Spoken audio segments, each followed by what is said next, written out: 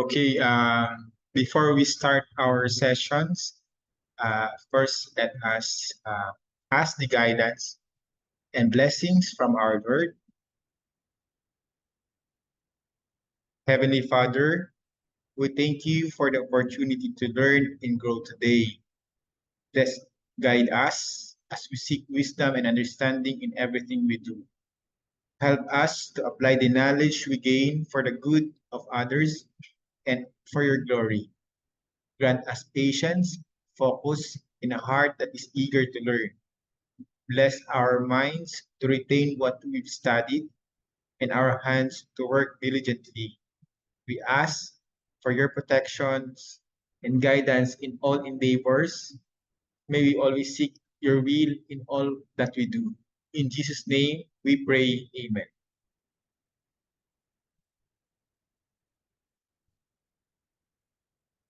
Okay, magandang umaga, magandang hapon, magandang gabi. Of course, in this session, pag-usapan natin ang isang napaka-importante at interesting na topic, which is the operations planning and scheduling.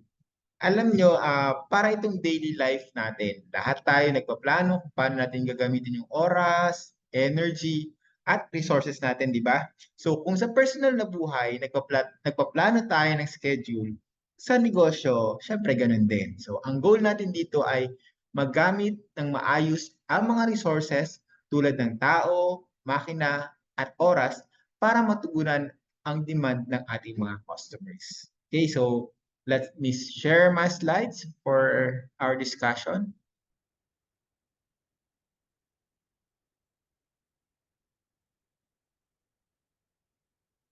Okay, that's it.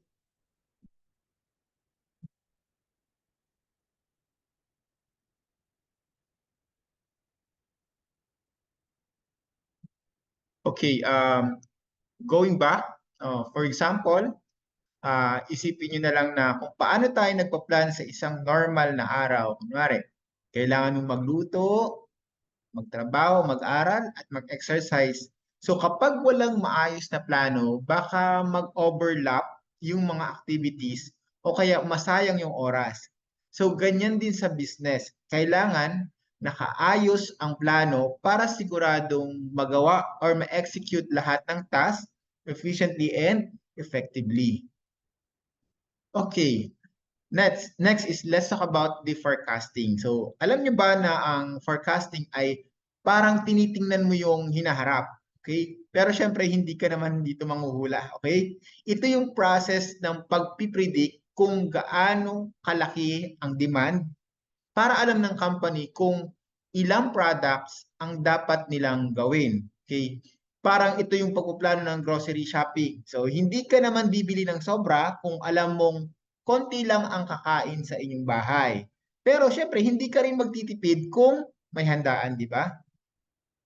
And we have two type of forecasting techniques, and that is one is uh, qualitative and the other one is the quantitative. So, pag-usapan natin yung detalye sa mga susunod na slides. Of course, number one is the qualitative forecasting. Sa qualitative forecasting, more on opinion at judgment ito ng mga expert. So parang tanungin mo si nanay kung ano yung sa tingin niya na kakainin niyo sa weekend. Wala siyang exact data, pero dahil sa experience niya na ito, may idea na siya kung ano yung pangangailangan ng family. So, number one, tingnan natin, ilagay natin yung qualitative forecasting sa Delphi method. Okay?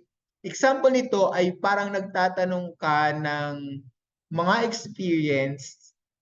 na tao, experience na tao na tungkol sa forecasting. Kunwari, sa isang food business, tatanungin mo yung mga chef tungkol sa mga bagong food trends.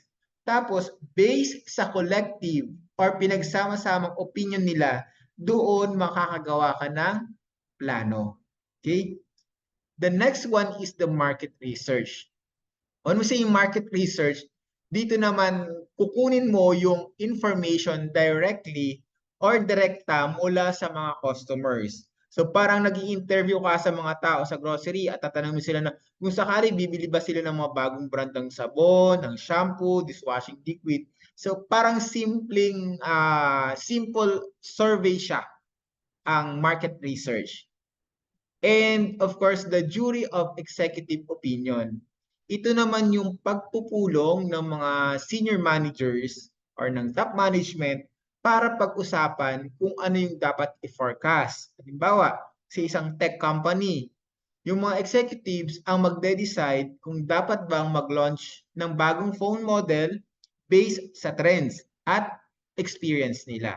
So that are the qualitative forecasting Delphi method, the market research, and the jury of executive opinion. Now, let's go to the quantitative forecasting. On the other hand, quantitative forecasting uses hard data and numbers. Mas accurate ito dahil based sa historical data ang ibinibigay na information. For example, kung laging sold out ang cake tuwing weekend, malamang next weekend, pwede mong taasan yung production mo para hindi ka maubusan ng stocks. Pag-usapan natin kung ano-ano yung iba't ibang klase ng quantitative forecasting. Number one dyan, of course, the time series analysis. Ginagamit dito yung past data para hulaan ang future demand. Parang sa holidays, kung alam mong malakas yung benta tuwing Pasko, mag-i-stock up ka na ng product bago pa dumating yung peak season. That is the time series analysis. Number two is the moving average. Ito naman ay ginagamit para smooth out yung data. Kunwari, kinuha mo ang average ng past sales, okay, ng benta ninyo para makita mo yung general trend. Tapos, gagamitin mo ito sa forecasting. Kung may fluctuation man, meaning yung pagbaba at pagtaas, mas makikita mo ang pattern using the moving average. Let's say for example, kung mayroong clothing store ka, 'di ba? Napansin mo na mas malakas ang sales mo tuwing bare months. September to December. So gagamitin mo yung moving averages para i-forecast kung gaano karaming t-shirt ang dapat mo i-stock by October or by November para hindi ka overstock or understock. Next is the aggregate planning. Of course, kung sa sarili nating buhay, long-term planning ito. Like kapag nagpaplano ka for a vacations ahead. So para kang gumagawa ng game plan kung paano mo pagkakasyahin yung budget mo. Yung time as well as the effort para perfect at amazing ang bakasyon. So ganun din sa negosyo. Ang aggregate planning is more on balancing production, workforce, and the inventory over 3 to 18 months. Kasi ayaw mong masyadong mataas ang production at masayang ang resources. Pero syempre, ayaw mo rin namang mabitin ka sa demand. So ano-ano nga ba yung mga strategies sa aggregate planning? Okay, level strategy. Sa level strategy, steady lang ang production mo. Kahit pa nagbago ang demand. Parang nagluluto ka ng isang ulam every day. Kahit minsan, konti na lang yung kakain. Di ba? Advantage nito, hindi ka kailangang magbago ng workforce o mag-adjust ng equipment settings mo. Pero yun nga lang, ang downside ng level strategy, baka tumaas ang inventory mo or hindi mo masatisfy ang biglang spike or pagtaas ng demand. That is the level strategy. Constant lang or consistent lang siya. Number two is the chase strategy. On the other hand, chase strategy naman ay ina-adjust mo yung production based on demand. So parang kapag biglang maraming bisita, dodoblehin mo yung niluluto mo. Pero pag weekday, okay, medyo nagkaroon tayo ng problema sa ating internet. Let me share again my screen.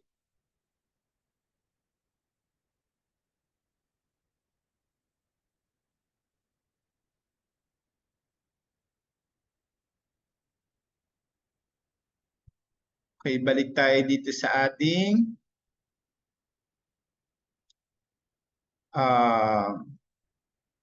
chassis strategy. Okay. On the other hand, chassis strategy naman, dito, ina-adjust natin yung production. Sabi ko nga, based on the demand na parang, let's say for example, biglang dumami yung bisita mo, dodoblihin mo yung niluluto mo. Pero, pag weekday at konti lang, of course, magbabawas ka or sakto lang. So, kung ikaw naman halimbawa ay may soft drinks business, malamang mas marami kang gagawin during summer dahil mas mataas ang demand dahil sa sobrang init, di ba? So yung consumption ng customers mo medyo mas mataas, kaya mas mataas ang demand. Pero during rainy season ay bawas tayo ng production dahil para hindi naman ma-stock yung inventory natin. So that's the chase strategy. Okay? Nag-a-adjust ang production based on the demand.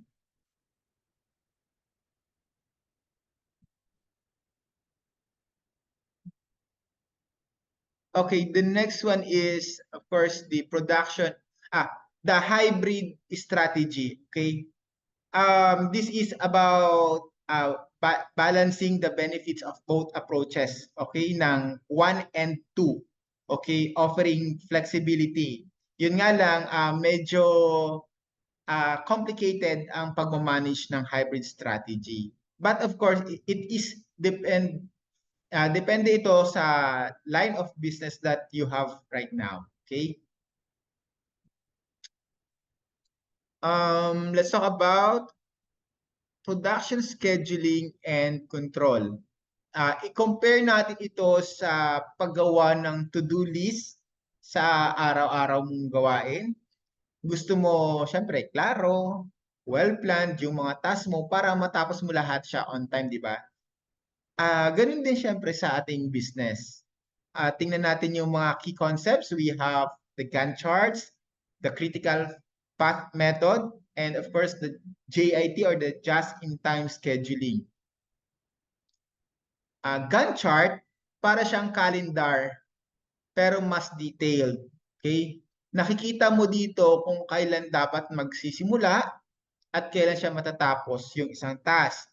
Kumbaga, ito yung daily plan mo sa bawat step ng productions. Example, sa isang chocolate factory, gagamit ka ng Gantt chart para makita mo kung kailan iluluto ang chocolate, kailan mo siya ipapak, at kailan mo siya i-deliver. So that is the Gantt chart. Well, the critical path method or sabihin na natin the CPM, ito ay tool na ginagamit para ma-identify ang pinaka-importanting task na kailangan matapos para hindi ma-delay ang project. Okay?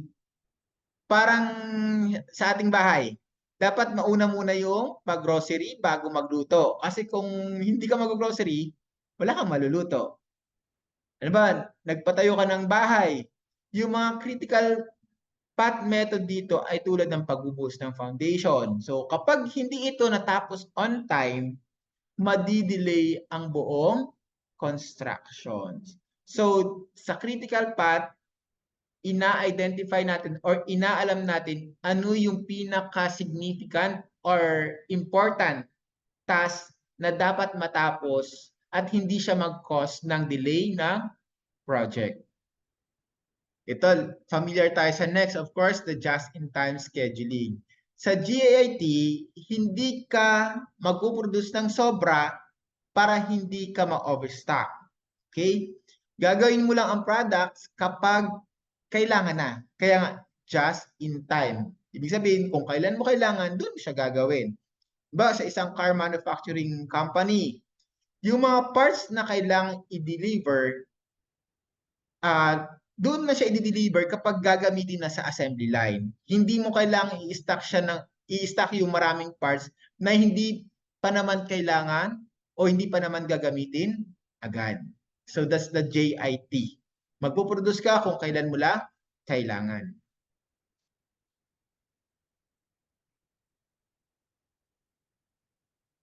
Of course, lastly, ang production control. ay tumutukoy ito sa pagmamanage ng production activities mo para siguradong nasa tamang schedule ka at ma-deliver ang products on time. So para itong monitoring kung nakakasunod ka sa schedule o hindi.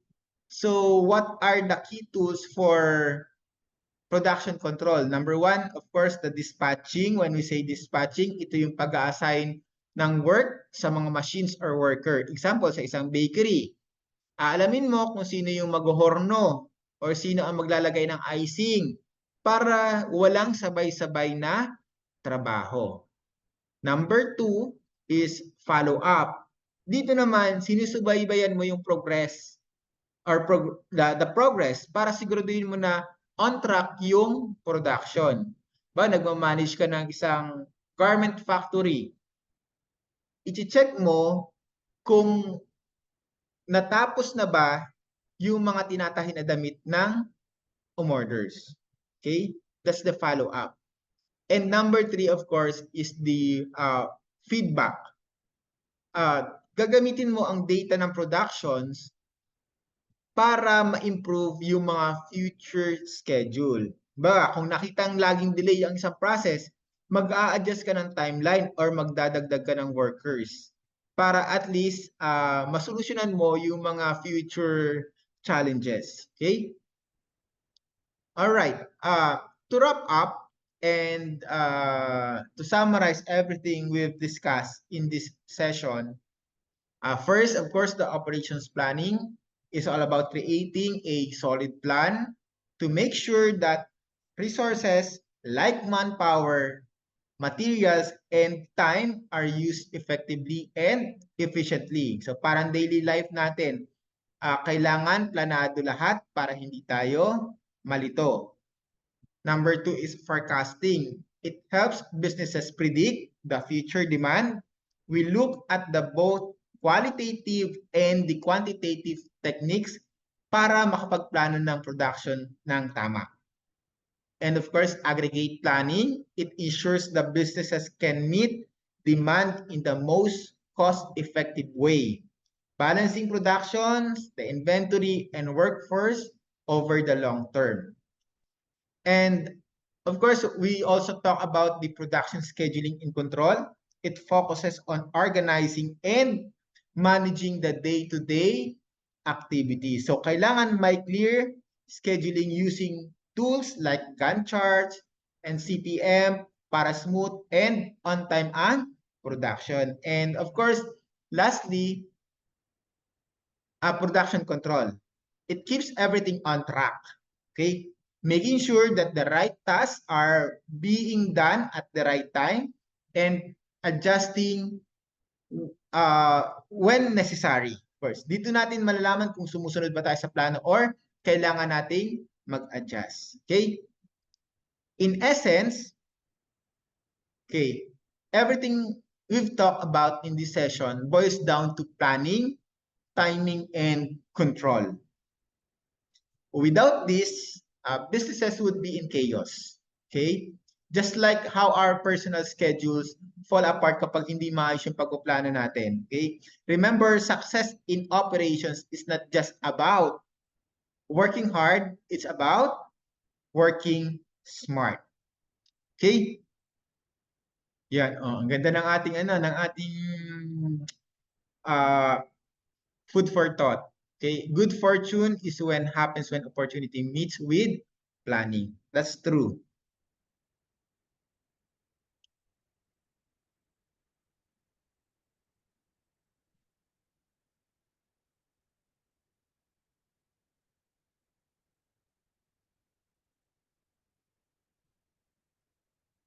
Okay, as we wrap up today's session, I'd like to leave you with a simple thought. Okay, life is like running a business. What you put in is what you get out. Okay, kapag hindi maayos yung plano, magulo ang resulta. So think about this way. A day spent without planning is like trying to cook a meal without a recipe. Okay, you might end up wasting time, resources, and effort. So same goes for businesses. So when you don't plan or schedule properly, you risk wasting valuable resources. Okay, always ask yourself, how can I better manage my time, my energy, or my resources to achieve my goals? What are the adjustments do I need to make when things don't go as planned? Kasi meron talagang changes or mayroong mga challenges tayong kakaharapin. So these are the same question businesses ask every day, and it is something we can apply to our own lives.